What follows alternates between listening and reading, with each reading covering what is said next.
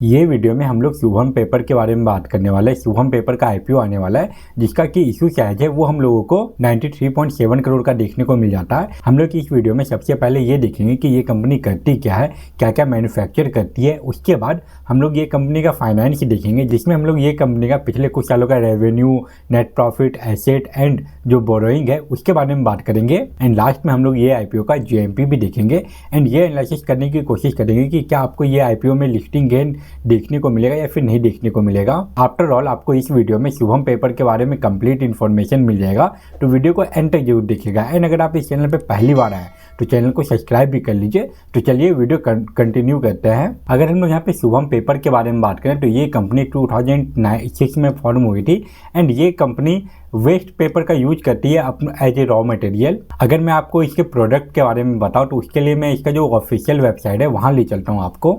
यहाँ पे अभी हम लोग इसके ऑफिशियल वेबसाइट में आ गए एंड अगर हम लोग यहाँ पे प्रोडक्ट में देखें तो यहाँ पे हम लोगों को वेरियस प्रोडक्ट देखने को मिल जाता है। आप ऊपर ये प्रोडक्ट का कंप्लीट इन्फॉर्मेशन देख सकते हैं, नीचे वो प्रोडक्ट कहाँ कहाँ यूज होता है उसके बारे में देख सकते हैं। ये था इस कंपनी का पहला प्रोडक्ट। अब अगर हम लोग बाकी प्रोडक्ट देखें तो ये company paper corn and tube बनाती है, वो कुछ ऐसा देखने को हम लोगों को मिल जाता है। इसके अलावा ये कंपनी कार्टून बॉक्स भी बनाती है, जैसे कि हम लोगों को ये देखने से पता चल रहा है कि इसका ज़्यादा यूज आपको पैकेजिंग या फिर शिपिंग में देखने को मिलता होगा। एंड ये सारा प्रोडक्ट बनाने के लिए ये 100% रिसाइकल वेस्ट पेपर का यूज करती है, तो ये बड़ा एडवांटेज है इस कंपनी के लिए। इसके अलावा अगर हम लोग इसके प्लांट का कैपेसिटी देखें तो वो हम लोगों को मार्च 2024 के हिसाब से अगर देखा जाए तो जो एनुअल कैपेसिटी है वो हम लोगों को 93,600 टन का देखने को मिल जाता है। इसके अलावा आप यहाँ पे देख सकते हैं कि ये जो पेपर मैन्युफैक्चर करती है या फिर जो कार्टून बॉक्स मैन्युफैक्चर करती है उसका कहाँ कहाँ यूज किया जाता है। इसके अलावा अगर कंपनी के स्ट्रेंथ के बारे में बात करें तो इसका सबसे बड़ा स्ट्रेंथ ये है कि ये रिसाइकल प्रोडक्ट को यूज करती है। एंड यहाँ पे जो हम लोगों को सेकंड सबसे बड़ा इंपॉर्टेंट पार्ट देखने को मिल रहा है वो ये कि ये कंपनी फुल्ली ऑटोमेटेड मैन्युफैक्चरिंग पे काम करती है। एंड 2024 का जो सितंबर मंथ है इसके हिसाब से इस कंपनी के पास 500 परमानेंट एम्प्लॉय देखने को मिल जाता है। तो ये था इस कंपनी का बेसिक इन्फॉर्मेशन। अब बात कर लेते हैं इसके आईपीओ के बारे में। अगर इसके आईपीओ के बारे में बात करें तो इसका प्राइस जो होने वाला है वो 144 से लेकर 152 देखने को मिल जाता है। इसका जो एक लॉट का साइज है उसमें आपको 800 शेयर मिलेगा। एंड इस आईपीओ का जो इशू साइज है वो हम लोगों को 93.70 करोड़ देखने को मिलता है। एंड ये सारा का सारा फ्रेश इशू है।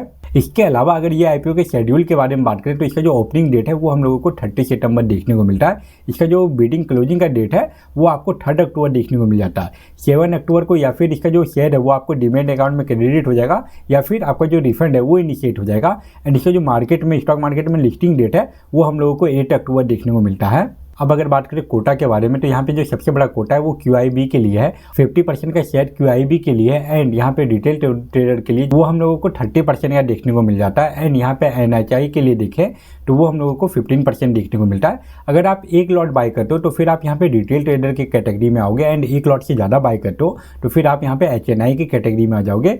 एंड रिटेल ट्रेडर के लिए आपका जो कैपिटल रिक्वायरमेंट है वो आपको 1,21,600 देखने को मिलता है।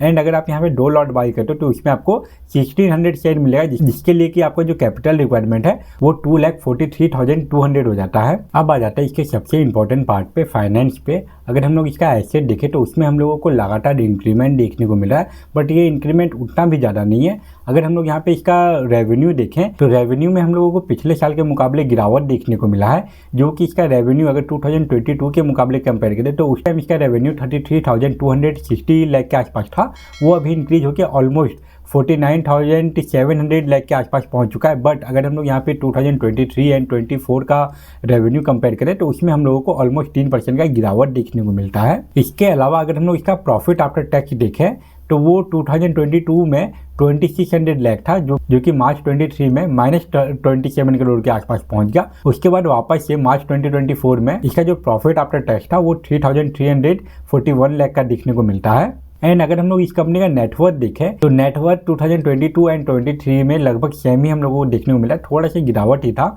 एंड 2024 में हम लोगों को वापस से इसके नेटवर्थ में ग्रोथ देखने को मिला है। इसके अलावा अगर इसके ब्रोइंग के बारे में बात करें तो उसमें भी हम लोगों को थोड़ा सा इंक्रीमेंट देखने को मिला है। ईयर ऑन ईयर बेसिस पे लगातार इसका कर्ज थोड़ा थोड़ा करके बढ़ते हुए जा रहा है। अगर यहाँ पे की पॉइंट के बारे में बात करें तो इसका जो रेवेन्यू है वो पिछले साल के मुकाबले हम लोगों को कम देखने को मिला। इसके अलावा जो एक हाईलाइटेड पॉइंट है कि मार्च 2023 में इसका जो प्रॉफिट आफ्टर टैक्स है वो हम लोगों को नेगेटिव में देखने को मिला एंड 2024 में वापस से हम लोगों को ये डाटा पॉजिटिव में देखने को मिला है। अब अगर बात करें इसके ROE के बारे में तो वो हम लोगों को 16.79% देखने को मिलता है एंड ROCE देखें तो वो हम लोगों को ऑलमोस्ट 21% के आसपास। डेट टू इक्विटी रेशियो इसका 1% के आसपास देखने को मिल जाता है एंड इसका प्रॉफिट आफ्टर टैक्स मार्जिन देखें तो वो 6.77 देखने को मिलता है। अब अगर हम लोग ये कंपनी का GMP देखें तो वो हम लोगों को अभी 15 देखने को मिल रहा है। इसका बीडिंग अभी स्टार्ट नहीं हुआ है एंड अगर परसेंटेज वाइज देखें तो ये GMP हम लोगों को ऑलमोस्ट 10% के आसपास देखने को मिल रहा है। इस वीक ऑलरेडी कुछ इंपॉर्टेंट IPO लॉन्च हुआ है जिसमें कि बहुत ज़्यादा बीडिंग हुआ है एंड वो सभी IPO में शेयर जो क्रेडिट होगा डीमैट अकाउंट में या फिर जो रिफंड इनिशिएट होगा उसका डेट हम लोगों को 3 अक्टूबर एंड 4 अक्टूबर देखने को मिल जाता है। तो चांसेस बहुत ज़्यादा है कि जो भी बड़े प्लेयर है IPO में या फिर जो बड़े इन्वेस्टर है उन लोगों के द्वारा इस IPO में कम बीडिंग किया जाए। अब बात करें कि क्या आपको इस IPO में लिस्टिंग गेन देखने को मिल सकता है, तो चांसेस बहुत कम है कि आपको इस IPO में ज़्यादा लिस्टिंग गेन देखने को मिले। इसका जो IPO का प्राइस है एंड लिस्टिंग प्राइस दोनों ही आपको सेम ही देखने को मिल सकता है। तो अगर आप इस IPO में बिडिंग करके लिस्टिंग गेन करना चाहते थे तो उसके लिए आप ये IPO को अवॉइड कर सकते हैं एंड अगर आप इस IPO में लॉन्ग टर्म का इन्वेस्टमेंट करना चाहते हैं तो उसके लिए भी आपको यहाँ पे एक बार और कंसीडर करना चाहिए, क्योंकि इस कंपनी का जो हम लोगों को प्रॉफिट आफ्टर टैक्स देखने को मिल रहा है वो किसी साल पॉजिटिव में होता है एंड अगले साल नेगेटिव में चला जाता है एंड देन वापस से पॉजिटिव में आ जाता है। एंड इसके अलावा जो इसका रेवेन्यू है वो इस साल हम लोगों को 3% कम देखने को मिला है। इसके अलावा ये एक छोटी कंपनी है एंड ये सारे फैक्टर को देखते हुए इसमें लॉन्ग टर्म के लिए इन्वेस्टिंग थोड़ा सा रिस्की हो जाता है। तो अगर आप चाहे तो ये IPO को आप अवॉइड भी कर सकते हैं। तो ये था कंप्लीट एनालिसिस शुभम पेपर के बारे में। आई होप आपके लिए ये वीडियो यूजफुल रहा होगा एंड अगर आपको ये वीडियो पसंद आए तो वीडियो को लाइक जरूर करें एंड अगर आप इस चैनल पर पहली बार आए तो चैनल को सब्सक्राइब भी कर लीजिए। तो फिलहाल इस वीडियो को यहीं पे एंड करते हैं। Thank you for watching this video.